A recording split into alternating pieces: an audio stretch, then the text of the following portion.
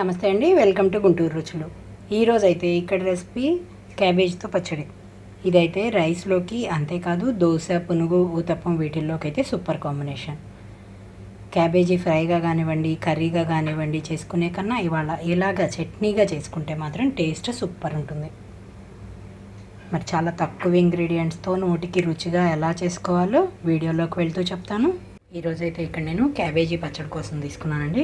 దీంట్లోకి అయితే క్యాబేజీ వచ్చేసి నేను ఇంత చిన్న సైజుది ఒకటి తీసుకున్నాను. ఇదైతే 350 గ్రాముల వరకు ఉంది. దీంట్లోకి టమాటాలు మీడియం సైజువి 3 తీసుకున్నానండి. అలాగే పల్లీలు 1 టేబుల్ స్పూను, పచ్చిశనగపప్పు 1 టేబుల్ స్పూను, ధనియాలు 1 స్పూను, జీలకర్ర 1/2 స్పూను, మెంతులు వచ్చేసి 1/2 స్పూన్ తీసుకున్నాను. అలాగే వెల్లుల్లి రెమ్మలు 1 7-8 వరకు, కొద్దిగా కరివేపాకు, తాలింపు గింజలు, పచ్చిమిరపకాయలు వచ్చేసి 10 వరకు తీసుకున్నాను. దీంట్లోనే ఇంకొన్ని ఇంగ్రీడియంట్స్ వేస్తున్నాను, అవన్నీ వీడియో చేస్తూ చెప్తాను. ఇక్కడైతే స్టవ్ ఆన్ చేసి పాన్ పెట్టుకున్నాను. ఇందులోకి ముందు 1 స్పూన్ వరకు ఆయిల్ తీసుకుంటున్నాను. ఆయిల్ కొంచెం హీట్ అయిన తర్వాత పల్లీలు, ఇక్కడ నేను ఆల్రెడీ కొంచెం పల్లీలు వేయించి పొట్టు తీసుకున్నానండి, అవైనా ఇంకొద్దిగా వేయించుకుంటున్నాను. పచ్చిశనగపప్పు, అలాగే ధనియాలు, మెంతులు, జీలకర్ర మొత్తం కూడా ఇందులో వేసి దోరగా వేయించుకుంటున్నాను.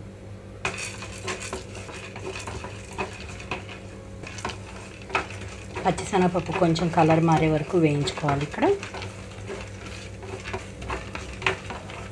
ఇక్కడ పచ్చిశనగపప్పు కలర్ మారితేనే మనకి టేస్ట్ సూపర్గా ఉంటుంది. ఇక్కడ చూడండి, మొత్తం పప్పులన్నీ వేగిపోయినాక ఒక ప్లేట్లోకి తీసుకుంటున్నాను ఇవన్నీ. ఇప్పుడు ఇదే పాన్లోకి ఇంకొక 2 స్పూన్ల వరకు ఆయిల్ తీసుకుంటున్నాను. ఇందులోనే కట్ చేసిన క్యాబేజ్ మొత్తం వేస్తున్నాను.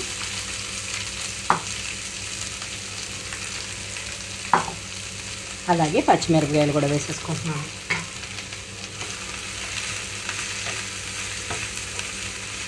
మీడియం ఫ్లేమ్లో ఉంచి మొత్తం కలిపేసేసి మూత పెట్టేస్తున్నాను.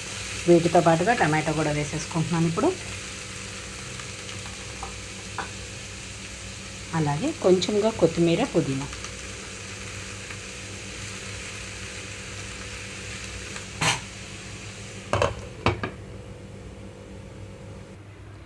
మూత తీస్తున్నానండి, 1 నిమిషం. ఇక్కడ వీటన్నిటిని ఒకసారి కదిలిస్తున్నాను.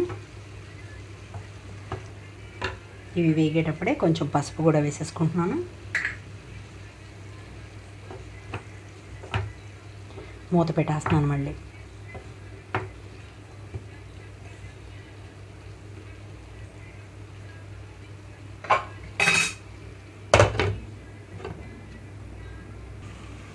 పది నిమిషాల తర్వాత మూత తీస్తున్నాను. ఇక్కడ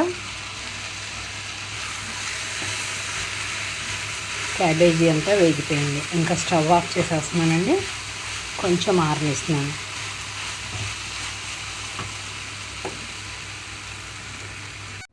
ఇక్కడైతే ముందుగా మిక్సీ జార్లోకి పప్పులన్నీ వేసేసుకుంటున్నాను.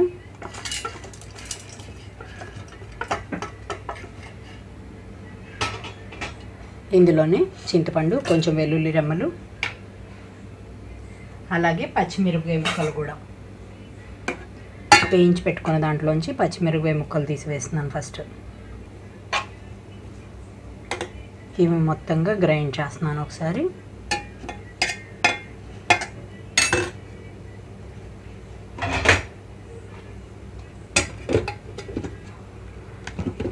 చూడండి, ఇప్పుడు ఇందులోకి మిగిలినవన్నీ వేసేసుకుంటున్నాను.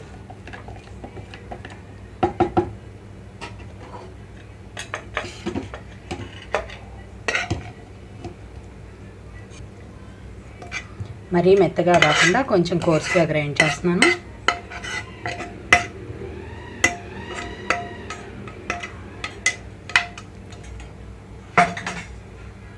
ఇందులోనే రుచికి తగినట్లుగా సాల్ట్ కూడా వేసేసుకుంటున్నాను. మూత పెట్టేసి కోర్స్గా గ్రైండ్ చేస్తున్నాను. చూడండి, మరీ మెత్తగా కాకుండా రోట్లో నూరినట్లుగానే వచ్చింది పచ్చడి అంతా కూడా. ఇప్పుడు తాలింపు పెట్టుకుంటున్నాను దీనికి. ఇక్కడైతే స్టవ్ ఆన్ చేసి తాలింపు కోసం పాన్ పెట్టుకుంటున్నాను. ఇందులోకి ఆయిల్ తీసుకుంటున్నాను నేను, 2 టేబుల్ స్పూన్స్ వరకు. ఆయిల్ అంతా హీట్ అయిన తర్వాత తాలింపు గింజలు అలాగే ఎండుమిరపకాయలు వేసాను. దీంతో పాటుగా కొంచెం వెల్లుల్లి, కరివేపాకు. తాలింపు వేగిన తర్వాత మాత్రమే ఇంగు వేస్తున్నాను ఇందులోకి.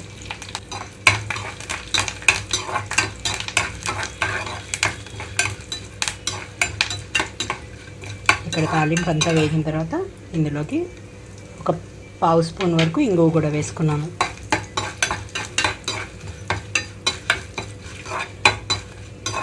స్టవ్ ఆఫ్ చేస్తున్నాను. ఇక్కడ